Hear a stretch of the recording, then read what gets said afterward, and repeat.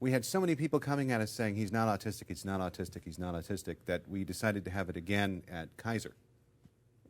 We did.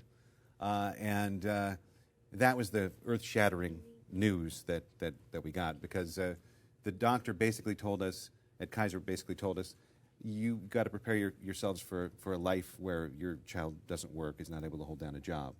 And so effectively, that doctor really killed my hope. I mean, it was a really devastating moment. That must have been awful. And I'm sure you'll concur. It's Dr. Jesse, that's not the message to do for as a people doctor. today. No, absolutely not. We have to wait. No, I just have But- to go. Okay, well, we'll have to He can be excused if you want. Do you want to be Hey, excused? you want to be excused and go? Yeah. All right. Okay. Can someone walk him there?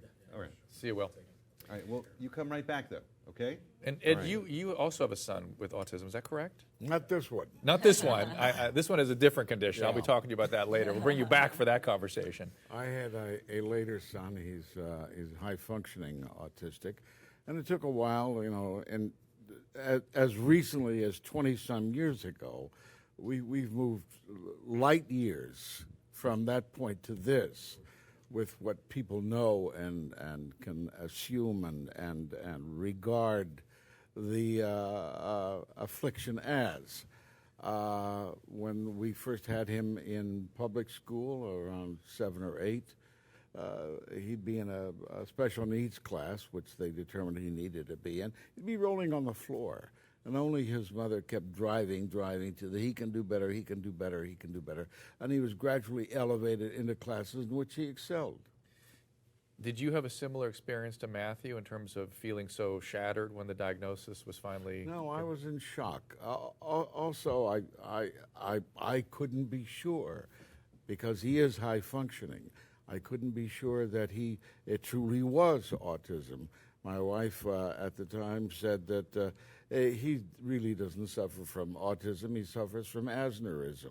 Asnerism, Yeah. which is I hear. We all do. I hear it's a much worse prognosis, by the way. Yes, it is. But one thing I've noticed, Matt, about particularly little boys with autism, there's definitely a sweetness about them. Dr. Jess, isn't that true? They're always very sweet, which got to make it very, very difficult as a parent, because they're also behaviorally very difficult. You know what I mean? I do. I'm very lucky, because Will is an incredibly affectionate boy. But this is so common. I see this with young males, but it's so sweet. I mean, so he's sweet. really, so sweet. Yeah. And, I really have to watch him with people, because, he will go off with someone. He's gone off with our stage there you manager go. just now, Hi. in fact. Welcome back.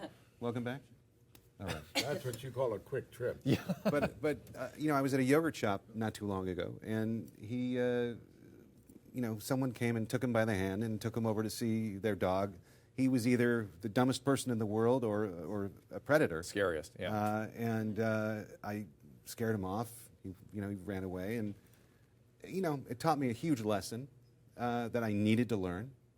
And but it's tough. It's really tough. Do you I find could not teach my kid to lie.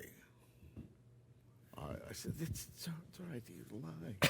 I don't think which is Dr. Jess, that's kind of a common thing. Things like Well, lies and jokes are difficult for absolutely. And so I Asperger's think- and autistic Right. kids. And I mean, just to sort of, clarify, like to meet criteria for autism, you have to have social impairment. Well, And let's that's look, sort look the at some of broad the end. signs here. Here's some signs Yeah, that so- we're gonna put up on the screen. One is not responding to name by 12 months, not showing interest in objects by 14 months, avoiding eye contact, and then wanting to be alone, spending a lot of time alone. I think that's what you're referring to. That the social skills are different. Absolutely. So, and I think the core issue is this sort of difficulty with social interaction. So sometimes kids can be a little bit kind of almost too social in the sense that they don't get social cues. They might be, willing to go and, interact with someone that maybe they shouldn't. Let that me kind of ask thing. you- And so that can be, but they absolutely can be. I mean, kids on the spectrum are extremely affectionate, can be very affectionate and loving and wonderful. And so the issue is to sort of, absolutely. Well, that's what's got to be so hard as a parent, because they can Right. behaviorally can be so difficult to deal with the tantruming and things like that. It must be very Yeah. conflicting. Well, I think you have moments of incredible frustration every day that most parents don't have, and then there are those moments that shine, where like the other day, Like the other day. like the other day, Will has never been able to sit through a movie. So we would take him to a movie, including the premiere of Up. And he would sit there for 5 minutes, and then what would you do? Get up, right? Get up and stayed. You'd say, I don't want to see this. I want to go out in the lobby. I want to do other things. So we'd have to take him out there and walk around the lobby for 2 hours. So the other day he said to my wife, I want to see Hop. So she took him to see Hop. He really wanted to see it. And he sat through the whole film. And that is a great, that's like a great achievement, you know. That was a wonderful, wonderful thing. We have a Facebook question. This is, let's go to Matt with you on this. How do you go about dealing with the public's rude assumptions that your child needs further disciplinary actions if their behavior is different? That's how I'd sort of put that question anyway. That's a good question. I had a friend growing, I had a lot of training in that because I had a friend growing up who had Tourette's syndrome and had it really bad, and I saw a lot of rude people talk to him in very rude ways, and I've experienced a lot of it. So you just have to have a lot of patience with people, and you have to explain to them what's going on. And if they choose not to accept what's going on, that's their problem. That's not your problem. That's their problem. Dr. Jesta, you are using some language that I want to clarify for people. We've got only like a minute and a half to do this, so prepare yourself. You used the term autistic spectrum already. Yeah. I'm sure people all around went, huh, what was that? How do people know the differences amongst these different disorders? What are they, briefly? And what kind of criteria do you use to assess? Great question. So it is a spectrum, and when we say that, it means that you see 5 kids with autism. They're all different. But to meet criteria for being anywhere on the spectrum, you need to have some difficulty with social interaction, some delay or difficulty with language, and then the presence of either repetitive behaviors or restricted interests. So as you can imagine, those are 3 categories that, again, build the spectrum, but you can have a child who might have better language than another child, and so he's still on the spectrum, but he has a different level of functioning. So again, the key, though, in thinking about the spectrum is that the child has difficulties in communication and social interaction.